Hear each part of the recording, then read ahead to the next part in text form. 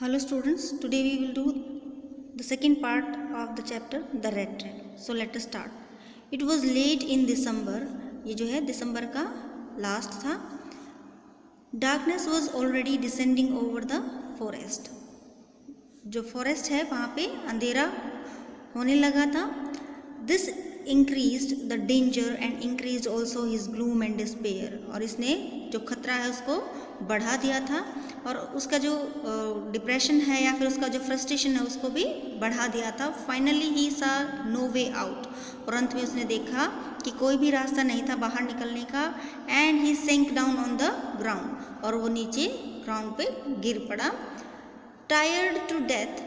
बिल्कुल बहुत ज़्यादा थका हुआ था. ऐसा लग रहा था जैसे अभी के अभी प्राण निकलने वाले हैं थकावट की वजह से. Thinking that his last moment had come. ये सोचते हुए कि शायद उसका जो अंतिम जो क्षण है वो आ चुका था. But just as he laid his head on the ground. लेकिन जैसे ही उसने अपना सिर ग्राउंड पे रखा he heard a sound a hard regular thumping. उसने एक रेगुलर लगातार आने वाली तेज़ थम्पिंग होता है ज़बरदस्त तेज़ जो है साउंड जो है वो सुना. There was no doubt as to what that was. इसमें कोई शक नहीं था कि वो क्या था. He raised himself. उसने अपने आप को खड़ा किया. Those are the hammer strokes from an iron mill. और वो हैमर्स मीन्स हथौड़े के जो स्ट्रोक्स हैं वो थे जो कहाँ से आ रहे थे आयरन मिल से. He thought. उसने सोचा there must be people nearby. कि जो नज़दीक है वो कहीं नज़दीक आदमी ज़रूर होने चाहिए. ही समन्ड ऑल हिज स्ट्रेंथ. उसने अपनी सारी की सारी जो स्ट्रेंथ है उसको गैदर किया. समन्ड होता है गैदर करना, इकट्ठा करना. Got up. खड़ा हो गया. And staggered in the direction of the sound. और स्टैगर्ड मीन्स चलने लगा. किस लड़खड़ाते हुए चलने लगा. कहाँ पे? जिस डायरेक्शन में साउंड आ रही थी उस डायरेक्शन में चलने लगा. The Ramsdale iron works which was are now closed down. और जो राम्सडो आयरन वर्क्स है जो कि अब बंद हो चुके हैं. were not so long ago a large plant with smelter, rolling mill and forge. भाई ज़्यादा लंबा समय नहीं हुआ है. एक बहुत बड़ा प्लांट मीन इंडस्ट्री था विद स्मेल्टर. स्मेल्टर होता है वो प्लेस जहाँ पे जो मेटल है वो मेल्ट की जाती हैं. और forge. Forge means fire place जिसको कह सकते हैं. जो राम्सडो आयरन वर्क्स है वो एक बहुत बड़ी इंडस्ट्री थी जिसमें स्मेल्टर लगे हुए थे और फोर्ज था. In the summer time, long lines of the heavy loaded barges and scows slid down the canal. और जो समर टाइम है उसमें जो है लंबी लंबी जो लाइंस होती थी जो हैवीली लोडेड बहुत ज़्यादा लोड की हुई जो बार्जेस एंड स्काउज होती हैं जो नाव होती हैं वो कैनल्स के थ्रू जो है स्लाइड करते मतलब कैनल्स से होते हुए which led to the large inland lake. जो कि किसकी तरफ जाती थी? इनलैंड मीन्स अंतर्देशीय जो लेक होती है उसकी तरफ जाती थी. And in the winter the roads near the hill were black from all the coal dust which shifted down from the big charcoal crates. और जो विंटर टाइम है उसमें जो रोड हैं जो मिल के नज़दीक थे वो बिल्कुल ब्लैक हो जाते थे. किसकी वजह से? कोल की डस्ट की वजह से जो कि शिफ्टेड मीन्स सेपरेट की जाती थी. किससे? जो बिग चारकोल क्रेट्स हैं जो खांचे हैं चारकोल के खांचे हैं उनसे जब उसको डस्ट को अलग किया जाता था तो मिल के नज़दीक जितने भी रोड थे वो सारे के सारे ब्लैक हो जाते थे. During one of the long dark evening just before Christmas. और क्रिसमस से पहले जो लंबी गहरी शाम होती थी उसके दौरान the master Smith and his helper set in the dark force near the furnace waiting for the pig iron. जो मास्टर स्मिथ होता था और उसके जो हेल्पर्स होते थे वो फोर्स में बैठ जाते थे. कहाँ पे? जो फर्नेस के. फर्नेस मीन्स जो भट्टी होती है उसके नज़दीक होती थी. और किसका वेट करते थे? Pig iron. Pig iron means जो रॉ मटेरियल होता है आयरन का उसके लिए वेट करते थे. Which had been put in the fire. और जिसको फायर में पुट किया डाला जाना था, आग में डाला जाना था.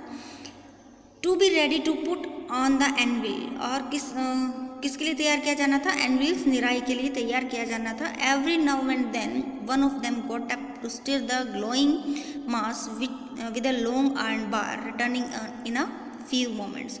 और जब तब उनमें से कोई एक उठता और स्टीयर मीन्स हिला देता था. जो ग्लोइंग मास था उसको एक लॉन्ग आयरन बार से हिलाता और कुछ मोमेंट के बाद जो है वापस लौटता. Dripping with प्रस्पिरेशन.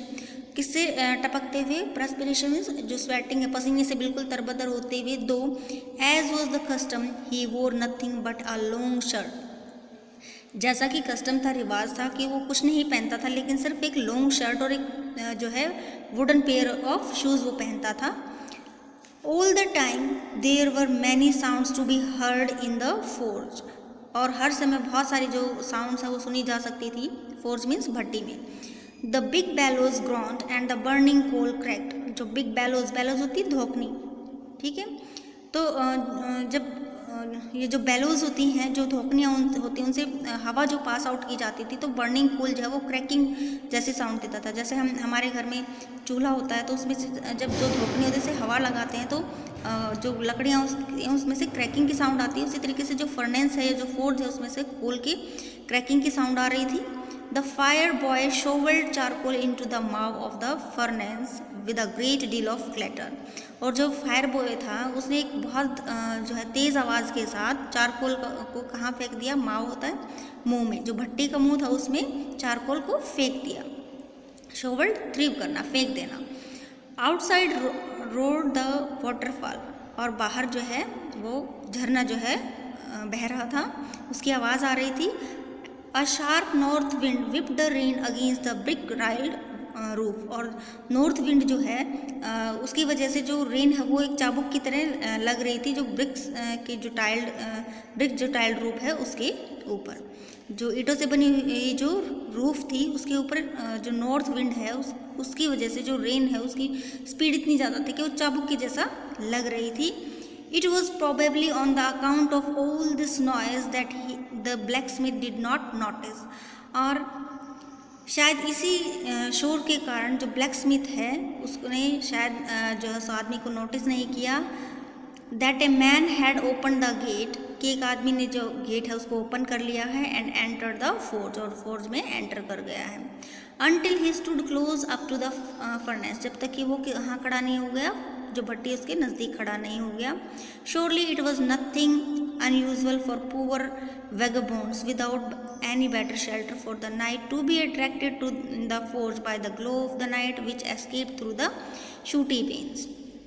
भाई निश्चित तौर पे ये जो इस तरीके का जो वेगाबॉन्ड्स है, मतलब जो आवारा घूमने वाला जो आदमी है, उसके लिए इससे बेटर जो है शेल्टर नहीं हो सकता था, जिसके पास कोई अच्छा शेल्टर नहीं था रहने के लिए, अपनी रात बिताने के लिए। और वो किससे अट्रैक्ट हुआ था कि जो लाइट उसमें से आ रही थी, जो निकल रही थी किस में से, जो शूटी होते हैं मैले, ठीक है, मैले जो शीशे होते हैं उसमें से, क्योंकि बहुत ज़्यादा वहाँ पे जो कोयला है उसका चारकोल है उसका वर्क होता था, तो जो शीशे हैं वहाँ के वो भी बहुत मैले हो चुके थे। उसमें से जो लाइट जो है ग्लो कर रही थी तो उससे अट्रैक्ट होके उसने वो वहाँ पे गया था। तो उसके लिए इससे बेटर जो है कोई भी जो जगह है वो शेल्टर जो है वो हो ही नहीं सकता था। And to come to the warm themselves in front of the fireplace, और वो कहाँ पे आ गया था, जो फायर प्लेस है उसके सामने गर्मी लेने के लिए आ चुका था। The blacksmith glanced on only casually, जो ब्लैक स्मिथ है उसने ग्लैंस स्मिथ देखा, कैजुअली भी मतलब केयरलेसली, ऐसे ही साधारण तौर पे उसको देखा। And indifferently at the intruder, और इनडिफरेंटली मीन्स उदासीनता के साथ, इंट्रूडर जो मतलब बाधा उत्पन्न करने वाला था उस पर, या जो वैगाबॉन्ड था उस पर बहुत मतलब केयरलेसली उसको देखा, बहुत उदासीनता के साथ उसको देखा। He look the way people of his type usually did, उसने उस तरीके से देखा जिस तरीके से उसकी जैसे लोग हमेशा करते हैं। With a long beard dirty ragged and with a bunch of red traps dangling on his chest, किसके साथ, लंबी दाढ़ी वाले गंदे फटे पुराने जो कपड़े थे उसके, और एक bunch of red traps, dangling means hanging, लटक रहा था, उसकी छाती पे लटक रहा था। उस जैसे लोगों के साथ जिस तरीके से देखा जाता है उसी तरीके से ब्लैक स्मिथ ने उसकी तरफ देखा। He asked permission to stay, उसने जो है परमिशन मांगी किसके लिए, स्टे करने के लिए, वहाँ रुकने के लिए। And the master smith nodded a haughty consent without honoring him with a single word, और जो ब्लैक स्मिथ है उसने हाँ में जो है अपना सिर हिलाया, बहुत मतलब प्राउड फील करते हुए, और उसके बारे में कोई जो है शब्द नहीं कहा, एक सिंगल भी उसने कुछ नहीं बोला, सिर्फ अपना सिर हिलाया। Thank you so much for watching the video. Next type part we will do in the next video.